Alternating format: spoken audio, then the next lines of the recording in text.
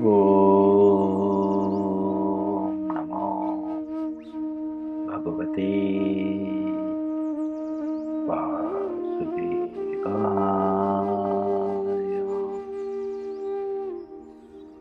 ओम नमो भगवते वासुदेवाय।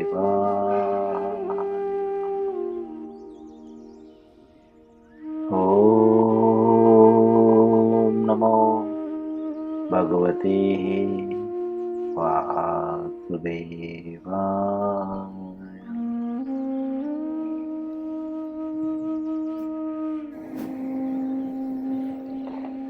भगवद गीता यथारूप अध्याय 9। अध्याय का नाम है परम गुह्य ज्ञान। श्लोक संख्या 30। करीब हम 4-5 दिन से इस श्लोक को पढ़ रहे हैं, इसीलिए हम लोग इस श्लोक को पढ़ के शब्दार्थ ना पढ़ते हुए अनुवाद और तात्पर्य में प्रवेश कर जाएंगे। हम लास्ट पैराग्राफ में हैं तात्पर्य के। सभी लोग मेरे पीछे इस श्लोकों को दोहराने का प्रयत्न करें।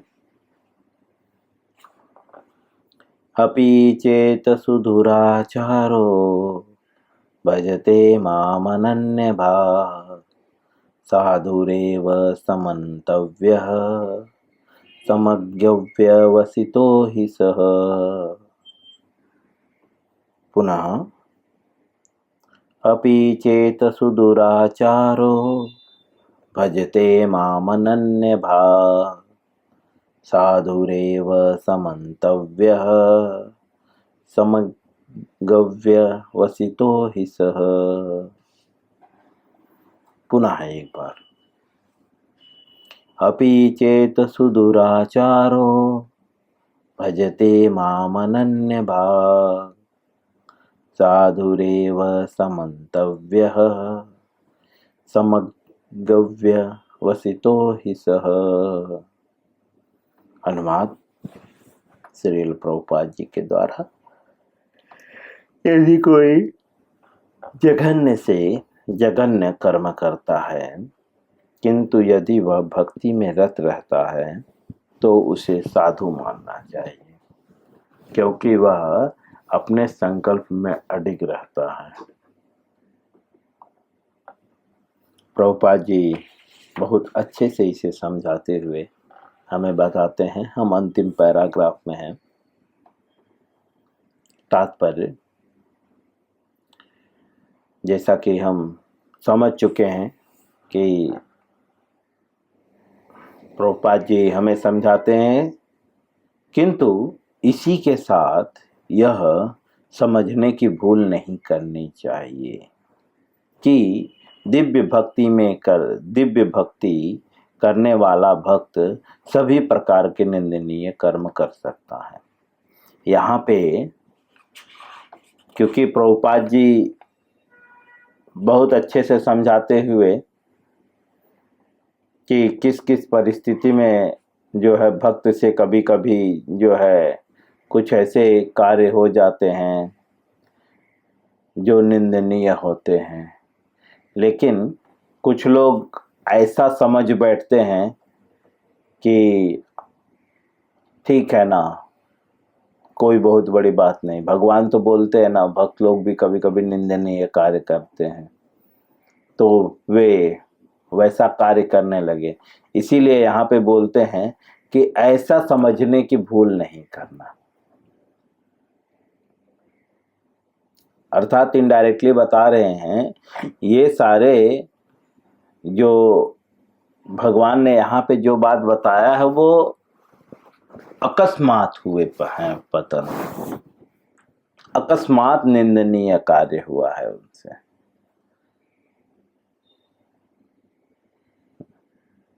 जैसे कि आप सब्जी काट रहे हैं और अचानक उंगली कट गई, तो ये आपने प्लानिंग से उंगली नहीं काटी है, अकस्मात हो गया, आपने सोचा ही नहीं था। ऐसी परिस्थिति में उस भक्त को साधु मानना चाहिए जिसका अकस्मात पतन हुआ हो, फॉल डाउन हुआ हो। ऐसा समझने की भूल मत करना कि आप निंदनीय कर्म कर सकते हैं भक्ति करते हुए। इसीलिए भगवान भगवत गीता में इसके पूर्व ही बता चुके हैं 3 अध्याय में कि मैं भी जो है कर्मों को, जब भी कर्म के विषय में बताते हैं 3rd चैप्टर में, दैट टाइम में भगवान बताते हैं कि मैं मेरे कर्मों को बहुत सावधानी पूर्वक करता हूँ। क्यों? क्योंकि मैं श्रेष्ठ हूँ और श्रेष्ठ व्यक्ति जैसा आचरण करता है सामान्य व्यक्ति उसी के पद चिन्हों पे चलता है। तो भक्त जो है वो समाज में श्रेष्ठ होता है, इसीलिए वो भगवान का प्रतिनिधित्व होने के कारण वह प्रत्येक कार्यों को बहुत सावधानी पूर्वक करता है, या भक्तों को उनके प्रत्येक कार्य बहुत सावधानी पूर्वक करने चाहिए। हम क्या देख रहे हैं, क्या सुन रहे हैं, ठीक है, यह सब कुछ समाज देख रहा है। आप सोचेंगे कि किसी को पता नहीं चलेगा, हम भक्त होते हुए भी मूवी देखें और अश्लील चित्र देखें, अपने दूसरों को हम संस्कृत के विषय में, भारतीय संस्कृत के विषय में सिखा रहे हैं और हमारे ही बच्चे जो है स्कर्ट पहन के घूमे, शॉर्ट्स पहने, ठीक है, ये तो जानबूझ के हुआ, ठीक है। तो ये निंदनीय कर्म है भक्तों के लिए। जो कृष्ण भावना अमृत में हैं, उनके बच्चे अगर इस तरह के कार्य करते हैं तो यह उनके लिए निंदनीय कर्म है, या वे अगर ऐसा करते हैं तो उनके लिए निंदनीय है, क्योंकि यह तो जानबूझ के हुआ है, ठीक है। तो ऐसा समझने का भूल ना करें। हम भक्त हैं, हमारा आचरण वैदिकता के अनुसार होना चाहिए, जैसा कि वैदिक कल्चर में बताया गया है।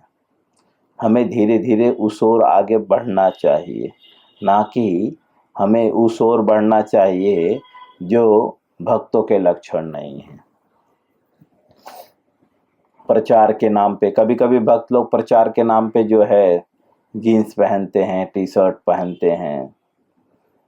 तो अगर आपको प्रचार के लिए स्वयं को बदलना पड़ रहा है तो फिर यहाँ पे ऐसा प्रतीत हो रहा है, अगर प्रचार के लिए स्वयं को बदलना पड़ रहा है तो आप प्रचार ही मत करिए।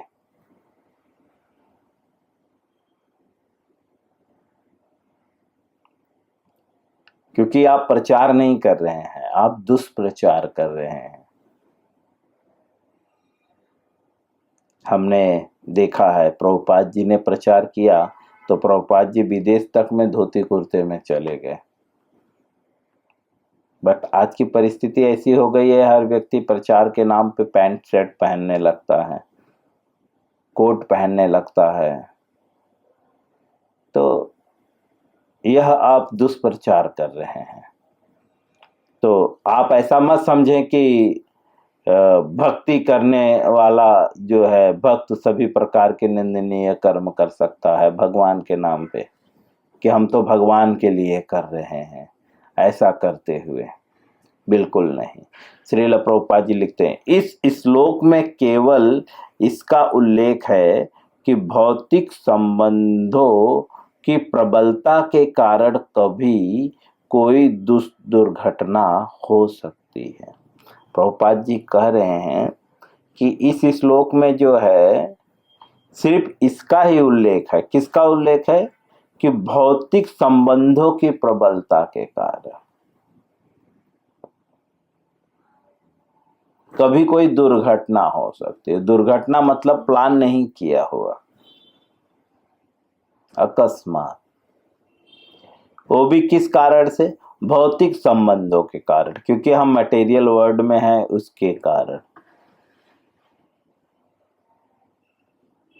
जानबूझ के नहीं, अनजाने में गलती हो सकती है। यहाँ पे सिर्फ उसी का उल्लेख है। भक्ति तो एक प्रकार से माया के विरुद्ध जो है युद्ध की घोषणा है। प्रभुपाद जी कहते हैं भक्ति जो है यह माया के विरुद्ध घोषणा है। और आप ही माया में लगे रहें, मूवी देखते रहें, वीडियो वॉच करते रहें, क्लिप देखते रहें, शॉर्ट्स देखते रहें, तो आप माया के विरुद्ध हैं कि माया में हैं? वास्तव में भक्ति जो है ये माया के विरुद्ध जो है युद्ध की घोषणा है। माया क्या है? समाज मैं और मेरा में जो फंसा हुआ है, निजी इंद्रिय तृप्ति के लिए जो समाज फंसा हुआ है, ऐसे लोगों को हम बचा रहे हैं। इसीलिए हमें बहुत कठोर होना पड़ेगा। श्रील प्रभुपाद जी लिखते हैं, जब तक मनुष्य माया से लड़ने के लिए पर्याप्त बलशाली नहीं होता, तब तक आकस्मिक पतन हो सकते हैं। प्रभुपाद जी अब क्लियर कर रहे हैं कि आकस्मिक पतन होने का कारण क्या है। तो बोलते हैं कि पर्याप्त बलशाली ना होना, क्योंकि माया के प्रति यह जो है भक्ति जो है माया के प्रति और माया के विरुद्ध जो है, एक्चुअली माया के विरुद्ध जो है युद्ध है। ठीक है। और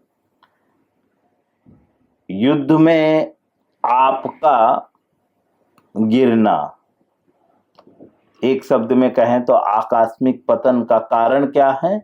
तो बोलते हैं कि माया के विरुद्ध जो लड़ने के लिए जो पर्याप्त बल चाहिए वह नहीं है।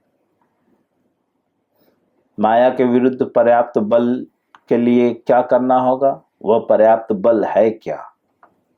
श्रवणम, कीर्तनम, विष्णु स्मरणम, अर्चनम, वंदनम, दास्यम, साख्यम, आत्म निवेदनम। ये 9 विधि है भक्ति करने की। अगर आप भक्ति करते रहेंगे तो कभी भी फॉल डाउन नहीं होंगे। लेकिन यह भक्ति करनी कैसे है? तो गुरु के मार्गदर्शन में। तत्विधि परिप्रातेन परिप्रश्नेन सेवयः उपदच्छन्ति ते ज्ञानम ज्ञानिना तत्वदर्शिना।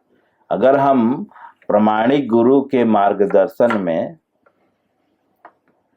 कृष्ण भावनामृत का अभ्यास करते रहें और गुरु के आदेश के अनुसार ही कर्म करते रहें, तो हमारा जो है किसी भी हालत में पतन संभव नहीं है। वही जीव जो है या वही भक्त मटेरियल वर्ल्ड में गिरता है, उसी व्यक्ति का पतन होता है जो व्यक्ति गुरु की बात नहीं मानता।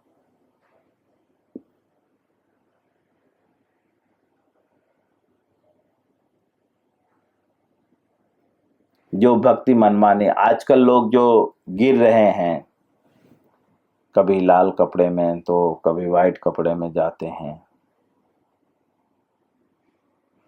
कभी एक से शादी का एक से चक्कर चलता रहता है, कब चक्कर भी चलता रहता है। आजकल भक्तों में भी ये चीजें देखी हैं हमने, ये लड़की का वो लड़के के साथ, वो लड़की का ये लड़के के साथ। ठीक है, भक्ति में नहीं आए थे, उससे पहले जो हुआ था हुआ था। भक्ति में आने के बाद अगर किसी का चक्कर चलता रहे तो ये पतन है एक्चुअली। और इस पतन का कारण क्या है? श्रवण हम हमारे गुरु के बातों पे गौर नहीं करते, या गुरु के साथ हमारा वह संबंध नहीं है। हम सिर्फ नाम का गुरु बोलते हैं बस।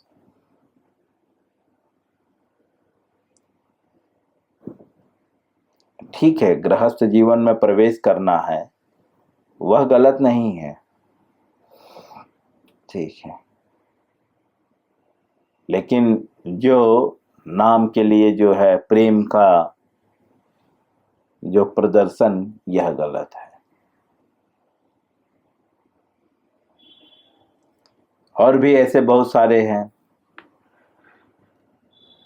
एक से शादी किया, फिर उसको छोड़ा, फिर दूसरे से शादी किया। भक्तों में भी ये देखे जाते हैं। इसका कारण क्या है? गुरु के प्रति निष्ठा न होना, अपने इंद्रिय तृप्ति के लिए कार्य करना। तो ये जो है निंदनीय है।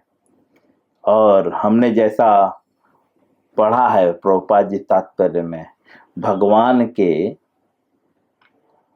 निंदनीय कर्म जो है भगवान के आज्ञा के बिल्कुल विरुद्ध है।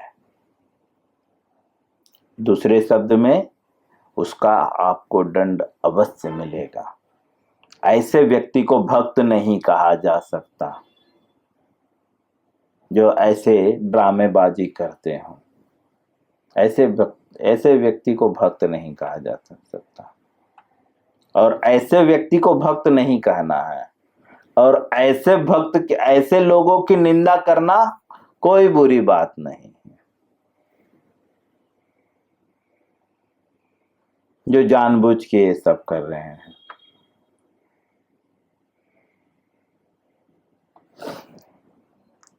आप लोग आगे चल के देखेंगे, अभी तो हम कुछ देख नहीं रहे हैं। अभी तो हम बहुत ग्राउंड लेवल पे हैं, बहुत छोटे भक्ति में अभी प्रवेश किए हैं।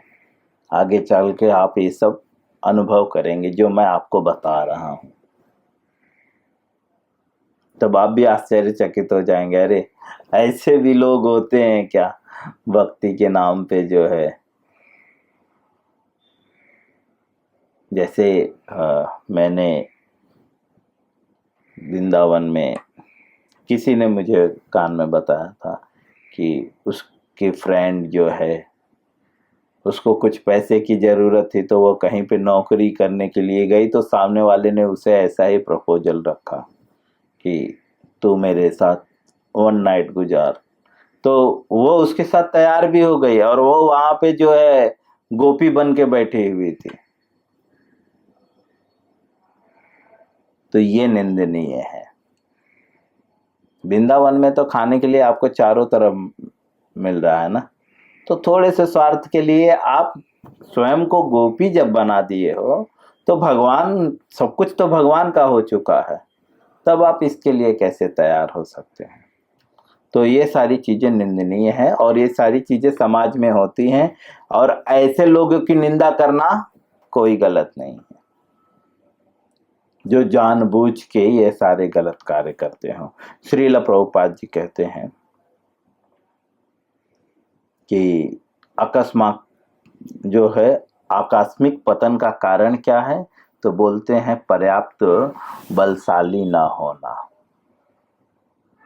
और पर्याप्त बलशाली होने के लिए, जैसा कि मैंने कहा, जैसा गुरु बोले बस वैसा कर दो, सोचो ही मत। हाँ, लेकिन गुरु कैसा होना चाहिए इस विषय में भली भांति सोचो। हम यहीं पे गलती करते हैं, बस तिलक कंठीमाला धारण किए हुए व्यक्ति को गुरु मान लेते हैं, उसके चरित्र पे नहीं ध्यान देते, उसके आचरण पे नहीं ध्यान देते। हाँ, बस वो कितनी अच्छी बातें बता रहा है, बस उस पे ध्यान देते हैं बस। बट निजी जीवन में उसकी हालत क्या है उस पे ध्यान नहीं देते। अच्छा कीर्तन करते हो, अच्छा प्रवचन करते हैं, अच्छे पोस्ट पे हो, पोजीशन पे हो, बस हम उसे गुरु मान लेते हैं। तो बहुत सावधान रहना है, क्योंकि इससे भी आपको पर्याप्त बल नहीं मिलेगा। जो व्यक्ति खुद फंसा हुआ है गृहस्थ जीवन में, जो व्यक्ति खुद ही अपने बच्चे बीबी में फंसा हुआ है, वह आपको क्या निकालेगा कचड़े से? वह कैसे आपको माया से निकालेगा जो खुद माया में फंसा हुआ है? जो खुद अपने बच्चों को विदेश पढ़ाना चाहता है, अमेरिका भेजता रहता है,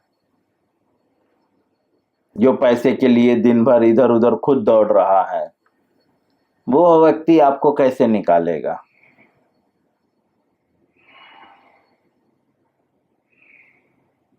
ऐसे लोगों से सावधान रहना है। इसीलिए हम भगवत गीता में पढ़ चुके हैं, हमें साधु और सन्यासियों से सुनना चाहिए जो विरक्त हो, जो कृष्ण भावनामृत में पूरी तरह से आत्मसमर्पित हों। ऐसे व्यक्तियों से नहीं सुनना चाहिए जो खुद ही गृहस्थ जीवन में फंसे हुए हों, खुद ही समुद्र में डुबकियां खा रहे हो, भव सागर में खुद ही रंज हो, जिनके खुद के बच्चे भक्ति नहीं कर रहे हैं और वे आपके बच्चे को गुरुकुल तक पहुंचाने का प्रयत्न करते हैं। ऐसे लोगों से बहुत सावधान रहना चाहिए, क्योंकि ऐसे लोग जो है आपको पर्याप्त बल नहीं दे सकते माया के विरुद्ध युद्ध के लिए, और हम गिरते रहेंगे, हमारा पतन होता रहेगा, और यह पतन हमारे हर जीवन को लेगा।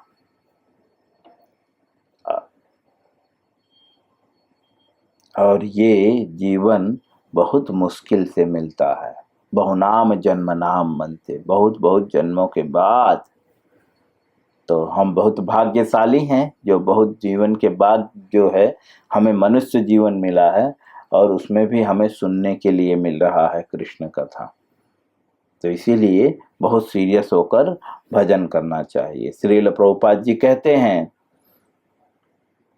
कि अगर हमें आकस्मिक पतन से बचना है तो पर्याप्त बल होना चाहिए, क्योंकि पर्याप्त बल ना होने के कारण ही आकस्मिक पतन हो रहा है। और पर्याप्त बल के लिए जहां से आपको बल मिल रहा है वो सोर्स परफेक्ट होना चाहिए। जैसे कि आप घर में पानी का पाइप लाते हैं, अब पानी का पाइप उधर जो है आधा इंच का है, अब उसमें आप 4 इंच का पाइप, हमें पानी चाहिए 4 इंच का, तो जरूरी है कि जो सोर्स है वो भी 4 इंच का हो, आधे इंच का ना हो। हाँ ठीक है, वे भक्ति कर रहे हैं, प्रयत्न कर रहे हैं, लेकिन हमारे हमारे लिए सोर्स, हमें बल की जरूरत है, तो उसके पास हमसे ज्यादा बल होना चाहिए। जो खुद आश्रम में फंसा हुआ है, गृहस्थ आश्रम में हमारी ही तरह फंसा हुआ है, 4 दिन से भक्ति कर रहा है, वो हमें प्रचार करे, वो हमें, ठीक है हमें जानकारी तक ठीक था, लेकिन अगर आगे बढ़ना है तो हमें ऐसे सोर्स से जुड़ना पड़ेगा जो हमसे बहुत आगे हो, तब हम ऐसे आकस्मिक पतन से बच सकते हैं। श्रील प्रभुपाद जी लिखते हैं, किंतु बलवान होने पर ऐसे पतन नहीं होते। अगर हम बलवान रहेंगे तो ऐसे आकस्मिक पतन नहीं होंगे। बलवान मतलब जो डेडिकेट होना, सीरियस होना, सावधान होना, क्योंकि बलवान व्यक्ति सावधान भी रहता है, हर जगह बल का प्रयोग नहीं करता।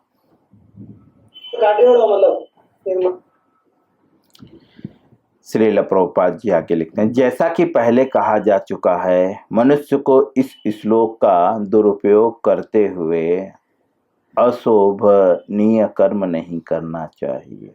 प्रभुपाद जी कहते हैं कि मनुष्य को जो है इस श्लोक में बता रहे हैं कि अपि चेत सुदुराचारो भजते माम अनन्य भाव साधुरेव समन्तव्य सम्यग्यव्य वसितो हि सह। कि ऐसे व्यक्ति को भी साधु मानना चाहिए जो जघन्य से जघन्य पाप करता है। तो बोलते हैं कि मनुष्य को इस श्लोक का दुरुपयोग नहीं करना चाहिए कि अरे ऐसे व्यक्ति को साधु मानना चाहिए तो ठीक है हम कर लेते हैं, थोड़े से गलती से क्या होगा, इतने पर भी वह भक्त बना रह सकता है। बोलते हैं कि मनुष्य को इस श्लोक का दुरुपयोग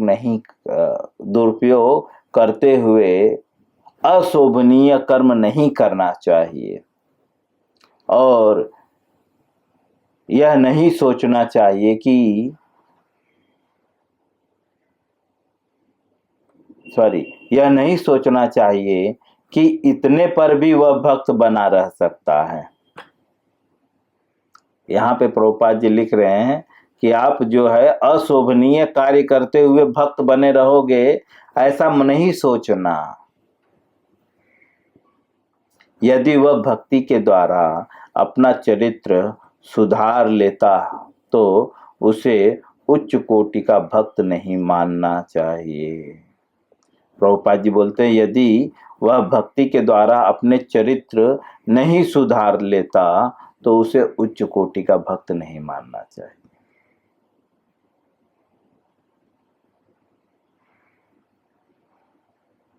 क्योंकि भक्ति हमारे चरित्र को भी सुधारती है। जैसे इसीलिए मैंने आपको ये सारे उदाहरण दिए, और ये बहुत सारे होते हैं इस्कॉन में भी होता है, या जो भी भक्त लोग भी बहुत सारे करते, वृंदावन में भी बहुत सारे लोग करते हैं। डिवोर्स, ये सब निंदनीय कार्य है, ये सब एक्चुअली पतन है। लेकिन उसके बाद भी वे स्वयं वे लोग प्रचार भी, ऐसे लोग प्रचार भी करते रहते हैं। कभी समय आया तो मैं ऐसे लोगों को भी दिखाऊंगा, और बहुत ऐसे प्रचार करते हैं, मालूम पड़ता है कि बस वही शुद्ध भक्त हैं। लेकिन ऐसे लोग को उच्च कोटि का नहीं मानना चाहिए। दूसरे शब्द में श्रील प्रभुपाद जी बोलते हैं ऐसे लोगों से सावधान रहना चाहिए। प्रभुपाद जी ये शुरू में ही लिख चुके थे, क्योंकि प्रभुपाद जी को पता था कि ऐसा होगा, ऐसे लोग होंगे, इसीलिए ऐसे लोगों से सावधान रहना चाहिए, ताकि हम भक्ति में आगे बढ़ने के लिए, जो माया के विरुद्ध जो हमने ये युद्ध छोड़ा है, माया से मुक्ति के लिए ये जो युद्ध छेड़ा है, इसके लिए पर्याप्त बल एकत्र कर सके। इस प्रकार से श्रील प्रभुपाद जी जो है अपने वाक्यों को विराम देते हैं। भगवद गीता के 9वें अध्याय के 30वें श्लोक का अनुवाद और तात्पर्य पूर्ण करते हैं। हरे कृष्णा।